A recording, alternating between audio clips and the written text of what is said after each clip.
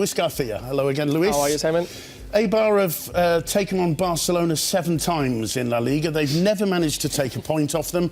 Can they do it this weekend? If you're asking me if it's possible, yes, it's possible. It is what is going to happen.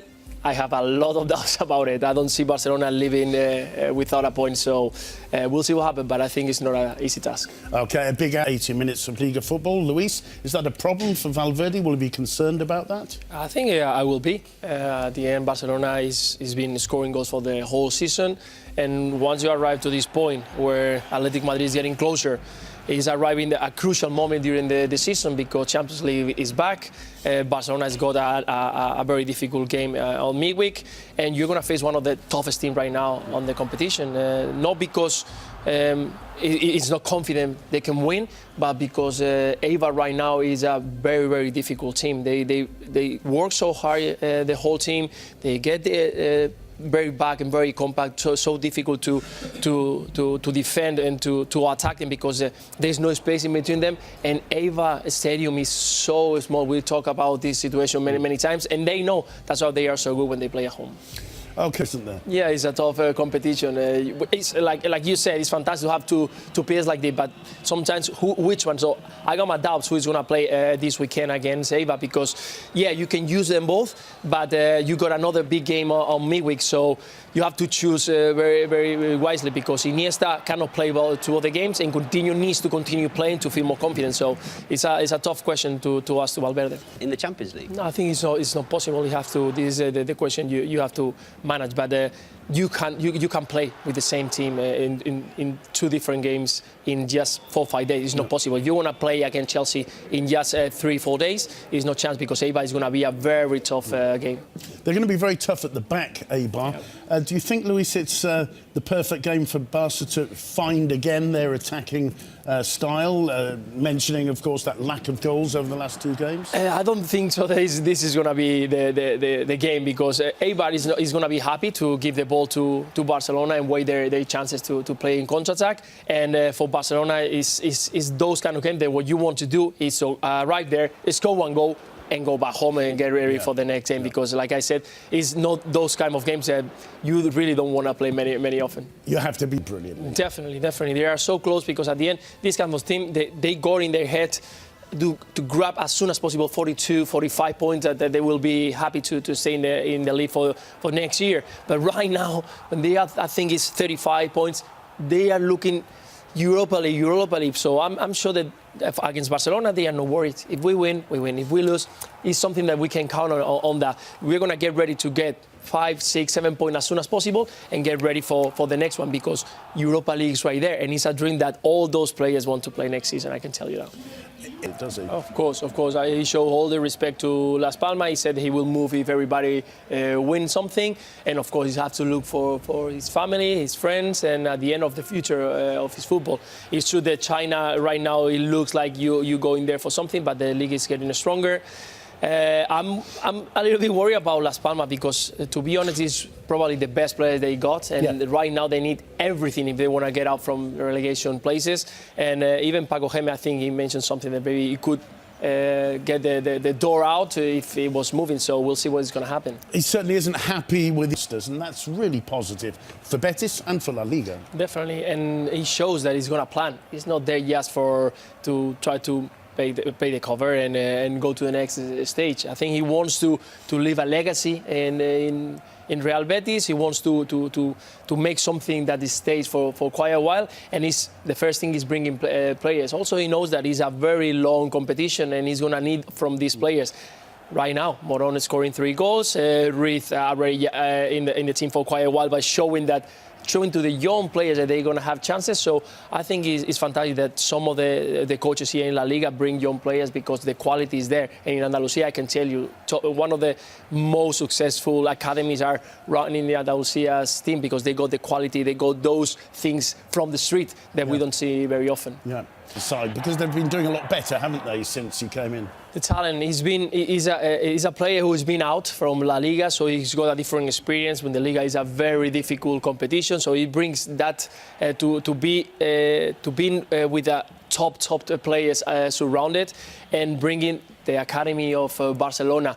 keep the ball, pass, bring the ball from the back to the players in front. So at the end, that style is perfect, like you just mentioned. He likes to build up from the back, and Bartra is one of those special players who can do it, and he's done it since he was 10 years old. Okay, Bartra, another player who's got... I mean that he's going to come to Benito Villamarín, he's going to change the system and going to put 4-4-2 in the beginning. I don't think so. Once you've been convinced that your Real Madrid is going to be better with the BBC up front, you're going to change it just because you had a couple of good results or because you have a fantastic result in midweek, scoring goals and showing that you can do it. Even though that we saw Asensio doing so well, Vázquez doing so well on the Champions League competition, I think he will get back again to the BBC. He will try to find the way, because at the end they are good players, and if the things are not going well, he will try to bring again Asensio, because it's true that now Kroos is not going to be available, but Kovacic or probably Isco is going to get into the team. But again, I think Zinedine Zidane is done it during the whole season, and he's not going to change because just 1 or 2 results. He's going to keep going with the BBC. And yet, in the game against PSG in the Champions League, it was bringing on Asensio and Vázquez that made the difference. And they were the best minutes of Real Madrid during the whole game. So I think he's got a lot of belief in the BBC. He's waiting for the moment to start performing, because at the end we are talking about Benzema, top striker, Gareth Bale, Cristiano Ronaldo. They always score goals. So it's a matter of time that they continue scoring goals. So we'll see. You wheel a little bit more easily, Luis. It's got to be 3 points for Valencia in the Rosaleda, surely. They should. The way the Valencia is playing and what they got ahead, I think that they should. This is the games that you want to play because you feel comfortable, you feel confident that you're going to take it, but you cannot get too relaxed, because if you get into the game with thinking that you are already done, that it just going on the pitch you're going to get the points, it's those kind of tricky games, because right now Valencia cannot lose any points. The next game ahead, they are not easy ones, because they got Sociedad, Bilbao and Betis. Not easy ones for them. It's true that they are not going to be as difficult as Real Madrid, Atletico, but definitely not easy ones. Okay, certainly when you see a striker looking confident again. Yeah, and I think the most important of this team is that every player he gets into the game, he gives 120%. For Santi Mina, Vieto, you go so many Zaza in the moment, or Rodrigo, and the moment that you move one player of those, the other one knows that has to do 120%. If not, he's not going to get a space. And the same happens with the wings. I think Whether has been probably one of the most exciting players during the whole season, and well, I think Malaga has got another chance to maybe bring more goals.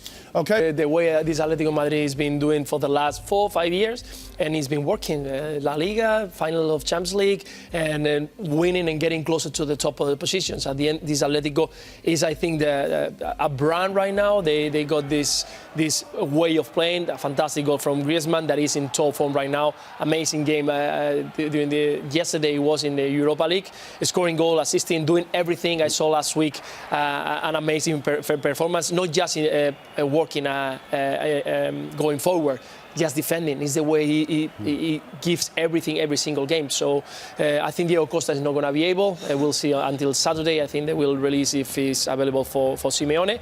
But again, so many players who can play up front, so many players who can create chances and scoring goals, but the goals are not arriving. So it's something that Atletico Madrid is still not working on. They showed in the Europa League midweek that... Except for that one goal. It's fun for us that we are watching it here, but with the supporters, that they are at the stadium just showing the team winning 1-0 and suffering until the 89th minute, until the whistle. I think it's quite hard for them, but it's the way Atletico Madrid has been playing lately, but it's working. It's the only one who's keeping the rhythm of Barcelona. Well, in fact, cutting points. They've cut the gap by 4 points over the last 2 rounds of matches. If Griezmann doesn't score, this guy does, Correa, who started to really hit some form at the moment. The visitors, Athletic Club, well, as I said, they're the king of draws. They're going to have real problems against Atletico because 2 of the key men aren't available. Aritz Aduriz isn't playing, Raul Garcia isn't playing. That puts a lot of pressure on Iñaki Williams. Definitely.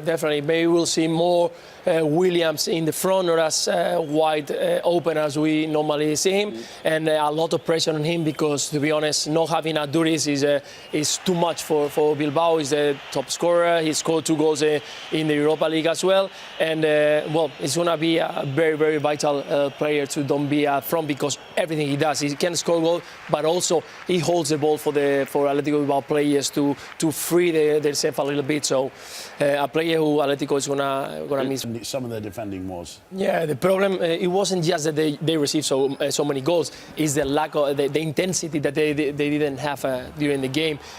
Players by themselves inside the box, no marking, going in front without being convinced, without a plan. Like they never played before together, and it was very worrying. I think for Eusebio that he mentioned after in the press conference, he suffered a lot during the first 45 minutes because he couldn't believe how the team was performing. Okay, they're right. Thanks for joining us. My pleasure. Looking forward to seeing you on Monday for La Liga review. Monday it is.